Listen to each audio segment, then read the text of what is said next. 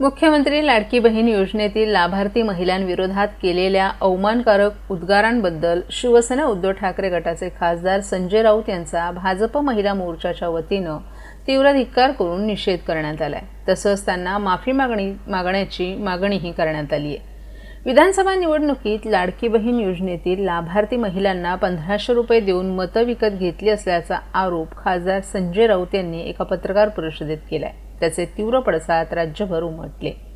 या विधानाबद्दल ठाण्यातही महिलांकडून संताप व्यक्त करण्यात आलाय।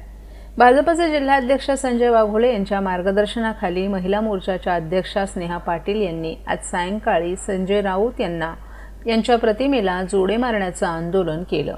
त्यात महिलांचा उत्स्फूर्त प्रतिसादही मिळाला।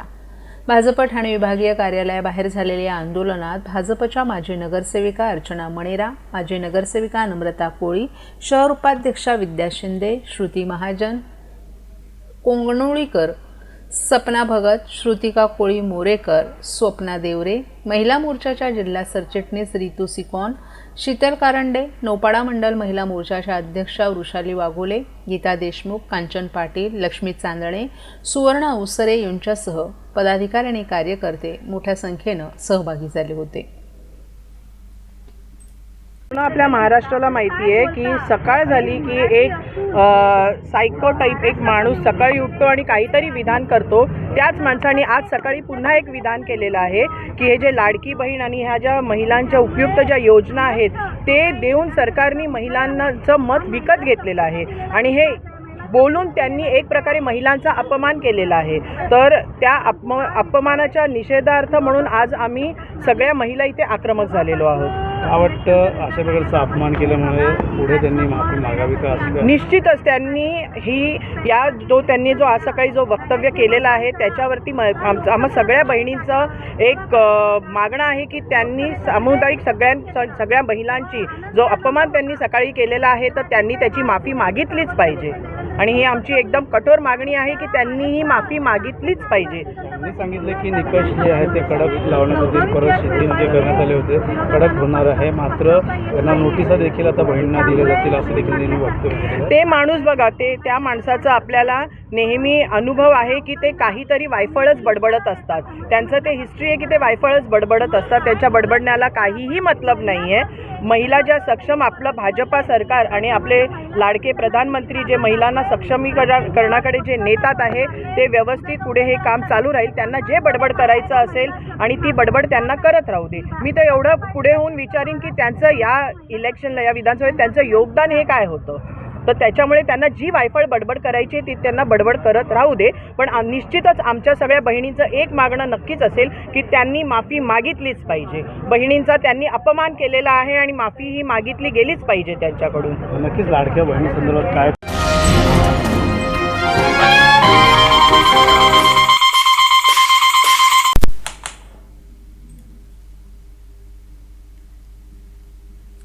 माजी मुख्यमंत्री आणि विद्यमान उपमुख्यमंत्री एकनाथ शिंदे यांचे जुने आणि विश्वासू स्वीय सहाय्यक प्रभाकर काळे यांचा वाढदिवस साधेपणानं आज साजरा करण्यात आला। यावेळी प्रभाकर काळे यांना वाढदिवसाच्या शुभेच्छा देण्यासाठी विविध क्षेत्रातील मान्यवर, बंधू भगिनी मोठ्या संख्येनं उपस्थित होते। उपस्थित मान्यवरांनी त्यांना शुभेच्छा देऊन त्यांचं मार्गदर्शन आणि कार्यक्षमता याबद्दल कौतुक व्यक्त केलं। या कार्यक्रमादरम्यान केक कापून वाढदिवस साजरा करण्यात आला। प्रभाकर काळे यांच्या साधेपणानं आणि विनम्रतेने साजऱ्या झालेल्या या कार्यक्रमानं उपस्थितांचं मन जिंकलं। प्रभाकर काळे हे एकनाथ शिंदे यांचे विश्वासू सहकारी असून त्यांच्या समर्पित कार्यामुळे ते सर्वांच्या आदराचे स्थान आहेत।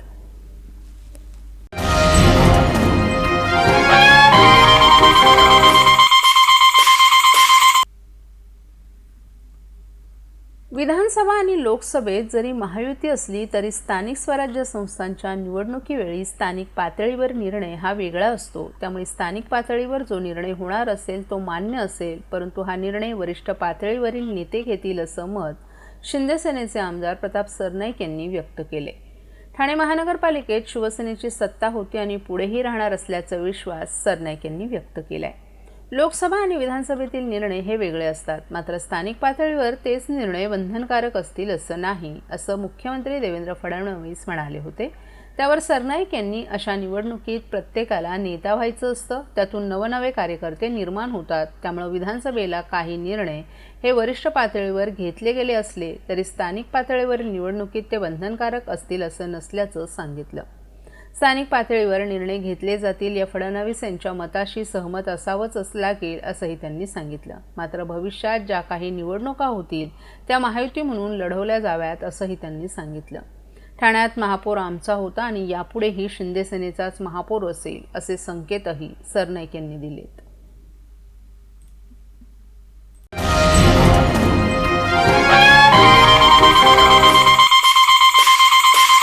महाराष्ट्रातील भगिनींना आधार देणारी राज्य शासनाची मुख्यमंत्री माझी लाडकी बहीण योजना. या योजनेअंतर्गत अल्प उत्पन्न गटातील 21 ते 65 वयोगटाच्या भगिनींना मिळणार दरमहा 1500 रुपयांची मदत. अर्ज करण्यासाठी 31 ऑगस्ट 2024 पर्यंत मुदतवाढ. कुटुंबाचं वार्षिक उत्पन्न 2.5 लाख रुपयांपेक्षा कमी असलेल्या महिला पात्र. कुटुंबाकडे पिवळं किंवा केशरी रेशन कार्ड असल्यास उत्पन्नाचा दाखला आवश्यक नाही. पांढरं रेशन कार्ड असेल किंवा रेशन कार्ड नसेल तर कुटुंबाचं वार्षिक उत्पन्न 2.5 लाखांपेक्षा कमी असल्याचा दाखला आवश्यक. योजनेसाठीचा ऑनलाईन अर्ज नारी शक्ती दूत ॲपवरून किंवा पोर्टलवर भरता येईल. ज्या भगिनींना ऑनलाईन अर्ज भरता येत नसेल त्यांच्यासाठी अंगणवाडी, ग्रामपंचायत, वॉर्ड ऑफिस, सेतू सुविधा केंद्रामध्ये किंवा आशाताई बचत गटाच्या CRP यांची मदत उपलब्ध. आता आपल्याला अभिमानानं म्हणता येईल, सुखी आणि सुरक्षित आहे माझी लाडकी बहीण.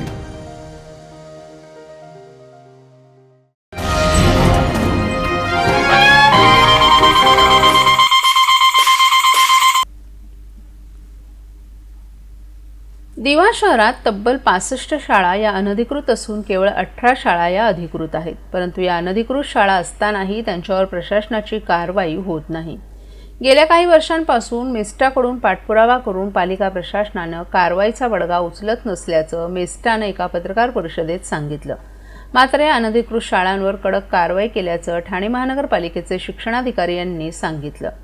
या अनधिकृत शाळा बंद होण्याऐवजी त्यांची संख्या वाढत चालली आहे. या शाळांमध्ये कोणत्याही प्रकारची गुणपत्रिका, शाळेचा दाखला, बोनाफाईड प्रमाणपत्र, लेटरहेड आणि स्टॅम्प हे बनवायचे कोणतेही अधिकार या शाळांना नसताना विद्यार्थ्यांची आणि पालकांची फसवणूक सुरू असून या शाळांमध्ये सर्रासपणे विद्यार्थ्यांना खोटे कागदपत्र दिली जात आहेत. ठाणे महापालिका आणि जिल्हा परिषदेच्या शिक्षण विभागांना सातत्यानं भेट देऊनही त्यांच्यावर कारवाई न झाल्याचा आरोप मेस्टानं केलाय.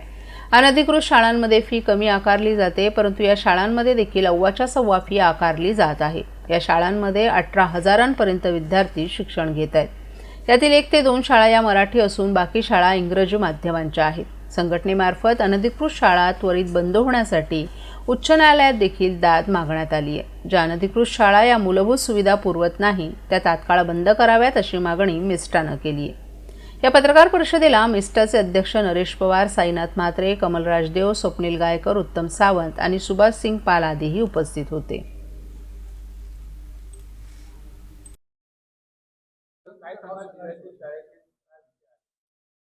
दिव्यामध्ये आत्ताच्या घडीला 65 शाळा इनलिगली चालू आहेत. त्याच्यावर कुठल्याही प्रकारे कारवाई होत नाही. आम्ही 3 वर्ष झाले पाठपुरावा घेतोय, पण शासनाचं स्वतःचं काम आहे ते काम सुद्धा ज्या दुसरे काही आम्ही जी मदत करतोय तर त्याला पण ते व्हॅल्यू देत नाही. अनधिकृत शाळा हे अधिकाऱ्यांच्याच आशीर्वादाने चालू असतात आणि त्या भविष्यात जर बंद नाही झाल्या तर लिगली स्कूलचं पण नुकसान होतोय आणि त्या पण बंद होण्याच्या मार्गावर असते. आमची मागणी एवढेच आहे, जे चुकीचं चाललंय त्याच्यावर शासनाने कारवाई करावी आणि ज्या शाळा ज्या लिगली होऊ शकतात तर त्यांनी लिगली करण्यासाठी पण प्रयत्न करावे. माझं नाव नरेश पवार, मी मेस्टा संघटनेचा ठाणे जिल्हा अध्यक्ष आहे.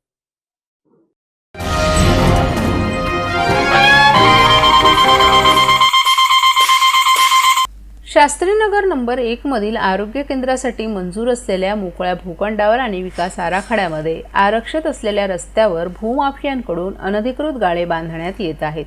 मुख्यमंत्र्यांच्या विशेष निधीतून ज्येष्ठ नागरिक कट्टा आणि आरोग्य केंद्र उभारणीचा प्रस्ताव येथील जागांवर मंजूर झालाय. तशी वर्क ऑर्डरही निघाली आहे. मात्र पालिका आयुक्त, उपायुक्त, वर्तकनगर सहाय्यक आयुक्तांकडे वारंवार तक्रार करूनही अतिक्रमणांवर कारवाई होत नसल्यानं ज्येष्ठ नेते माजी नगरसेवक हणमंत जगदाळे यांनी संताप व्यक्त करत आज वर्तकनगर प्रभाग समितीमध्ये स्थानिक रहिवाशांसह ठिय्या आंदोलन केलं. शास्त्रीनगर हा विभाग कामगार वस्ती असलेला भाग आहे. येथील रहिवाशांना ठाणे महापालिकेच्या माध्यमातून चांगली आरोग्य सेवा मिळावी यासाठी ठाणे महापालिकेच्या मोकळ्या भूखंडावर आरोग्य केंद्र माजी नगरसेवक हणमंत जगदाळे यांनी मंजूर केले. मात्र हा भूखंडच आता भूमाफियांनी गिळंकृत करायला घेतलाय. तर हत्तीपूलकडून शास्त्रीनगर नाक्याकडे जाणाऱ्या मुख्य रस्त्यालगत वनविभागाच्या भिंतीला लागून असलेल्या मोकळ्या जागेवर ज्येष्ठ नागरिक कट्टा उभारण्याचा प्रस्तावही मंजूर आहे. या दोन्ही कामांना मुख्यमंत्र्यांचा विशेष निधी मंजूर झालाय. तशी वर्क ऑर्डरही निघालीये. मात्र आचारसंहिता असल्यानं काम सुरू करण्यास दिरंगाईचा फायदा घेत भूमाफियांनी या जागा बळकावल्यात. आरोग्य केंद्राच्या जागेवर गाळे बांधण्यात आले आहेत, तर ज्येष्ठ नागरिक कट्ट्याच्या जागेवर अनधिकृत बांधकाम उभारणीस प्रारंभ झालाय. आयुक्त, उपायुक्त, वर्तकनगर प्रभाग समितीचे सहाय्यक आयुक्त यांच्याकडे तक्रार करूनही कारवाई करण्यात आली नाही. नागरिकांच्या हिताच्या दृष्टीने या दोन्ही जागा महत्त्वाच्या आहेत. मात्र वर्तकनगर प्रभाग समितीमधील अधिकाऱ्यांच्या संगनमतानं हे अनधिकृत बांधकाम सुरूच असल्याचा आरोप यावेळी हणमंत जगदाळे यांनी केलाय. तसंच जोपर्यंत अनधिकृत बांधकामांवर कारवाई होत नाही तोवर ठिय्या आंदोलन सुरूच ठेवणार असल्याचं हणमंत जगदाळे यांनी सांगितलं.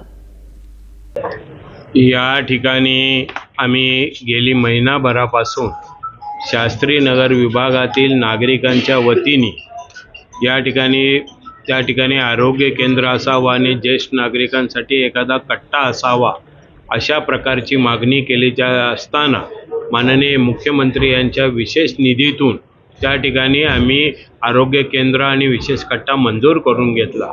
वास्तविक पाहता नागरिकांच्या हिताच्या दृष्टिकोनातून महापालिकेच्या वतीने नियमानुसार त्या ठिकाणी एखादी वास्तू उभारत असताना त्या जागेवरती अनधिकृत गाळे उभे राहतात आणि याची प्रशासनाला आम्ही वारंवार निवेदन देऊन सुद्धा दखल घेतली जात नाही. त्यामुळं दुर्भाग्याने आज आम्हाला या ठिकाणी ठिय्या आंदोलन करण्याची वेळ आलेली आहे. हा प्रशासनाचा गलथानपणामुळेच ही वेळ आली आणि प्रशासनाच्या सहकार्यानेच त्या ठिकाणी अशा प्रकारचे कामं होत आहेत असा माझा स्पष्ट आरोप आहे. आयुक्तांच्याकडे मी 2 वेळा गेलो, त्यांना मेसेज दिला. आयुक्तांनी निश्चितच अतिरिक्त आयुक्तांना तशा प्रकारचे आदेश दिले. अतिरिक्त आयुक्तांच्या म्हणण्याप्रमाणे सहाय्यक आयुक्तांना कारवाई करण्यासंबंधीचे आदेश देण्यात आलेत, परंतु कारवाई झालेली नाही. त्यामुळं हे निश्चित गौडबंगाल काय आहे, कोणामुळं काय अडचणी आहेत हे आम्हाला समजत नाही. आम्ही नागरिकांच्या प्रश्नांना वाचा फोडण्यासाठी कुठल्याही प्रकारचं स्वहित नाही. ज्या लोकांनी त्या ठिकाणी गाळे बांधलेले आहेत त्यांनी स्वहितासाठी त्या ठिकाणी गाळे बांधलेले आहेत आणि आम्ही नागरिकांच्या हिताचे प्रश्न घेऊन या ठिकाणी आम्हाला बसावं लागतंय. याच्या एवढं दुर्भाग्य मला वाटतंय ठाणे शहरामध्ये अजून कोणतं नाही. गेल्या 50 वर्ष या ठाणे शहरामध्ये काम करत असताना अशा प्रकारचं ढिम्म प्रशासन किंवा अशा प्रकारचं प्रशासन कधीही पाहिलेलं नव्हतं. वास्तविक पाहता स्थानिक स्वराज्य संस्थाच्या निवडणुका रखडल्यामुळं अशा प्रकारचा हवलं या लोकांना निश्चितच प्रकारे जी काही मंडळी अशी असतात, दिसली जागा की ठोक गाळा, कुठल्याही प्रकारचं त्या जागेची मालकी हक्क काही न बघता त्या ठिकाणी अशा प्रकारची कामं करतात. माझी स्पष्ट मागणी तेव्हा पण होती, आज पण आहे. हे फक्त अनधिकृत बांधकामापुरता मर्यादित प्रश्न नाही, तर अशा लोकांच्यावरती फौजदारी कारवाई व्हायला पाहिजे असं माझं स्पष्ट मत आहे. मी त्यांची सुद्धा आत्ताच दूरध्वनीमुळे वेळ मागितली. त्यांची जर वेळ मिळाली तर आजच त्यांच्या कानावर सुद्धा ही गोष्ट घालणार आहे.